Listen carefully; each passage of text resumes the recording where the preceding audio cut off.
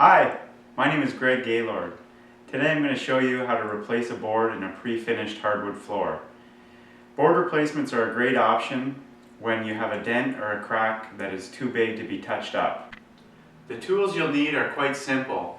You'll need urethane-based adhesive remover, a stain pen or actual stain, painter's tape, pliers, a chisel, a hammer, a sanding block, and a rubber mallet, as well as a skill saw or festool saw like we're going to be using today.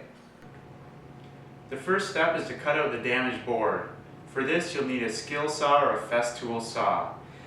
The most important thing is that you don't have any burrs or debris underneath the saw because that may damage the adjacent boards. You also want to make sure your blade is set at the proper depth for a hardwood floor, which would typically be 3/4 of an inch. Today I'm going to be using a festool plunge saw attached to a vacuum. If you're using a skill saw, it's a good idea to have someone else follow behind you and vacuum up the excess sawdust.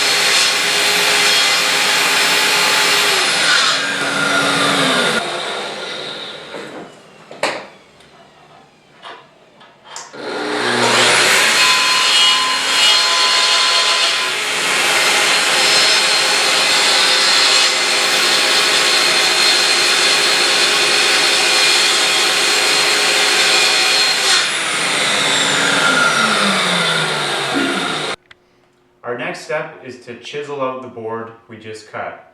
It is important to be careful that you don't damage the other boards.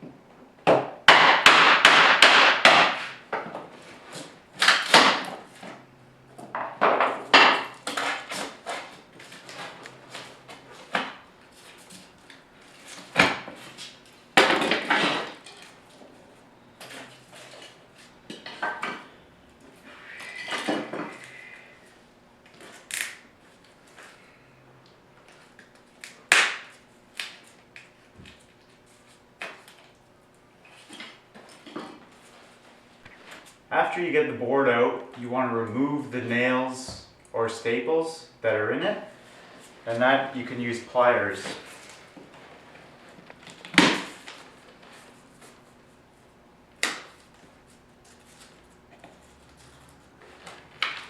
The next step is to vacuum out the hole and the area around it.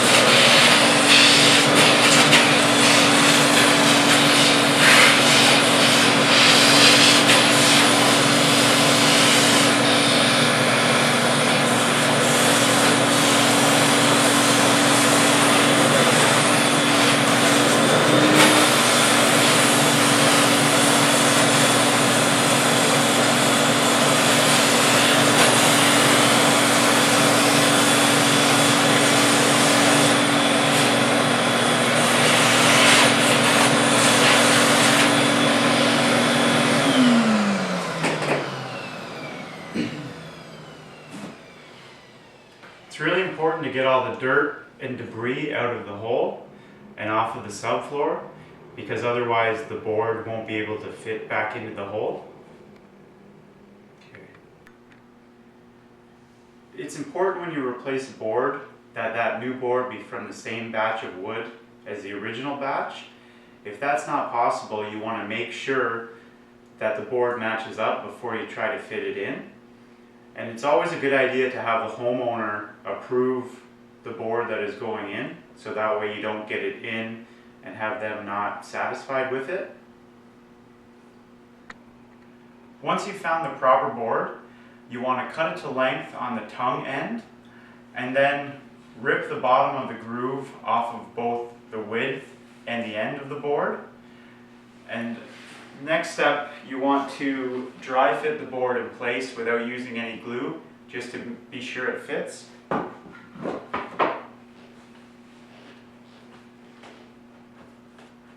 Perfect fit. Once you know the board fits, you want to replicate the bevels that are on the sides and the other end by hand on the end that you've just cut. And you'll use a sanding block for that.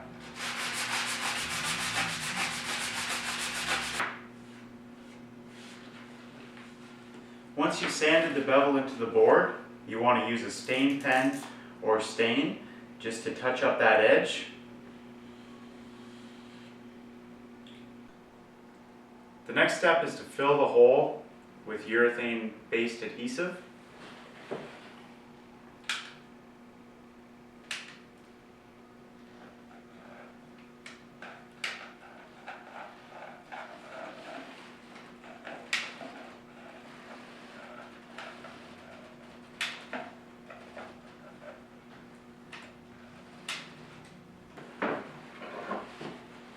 Next, I'll put the board into place with the glue underneath this time, and hammer it in with a rubber mallet.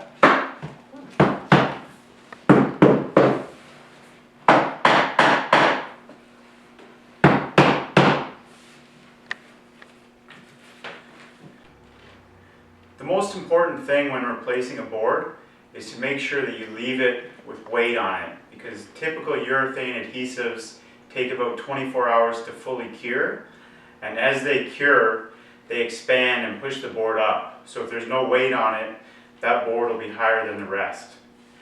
What I like to do is use a few pieces of flooring and put them across the board. And what I'm going to use for weight today is the vacuum itself. So I'm going to have a base of wood to put underneath.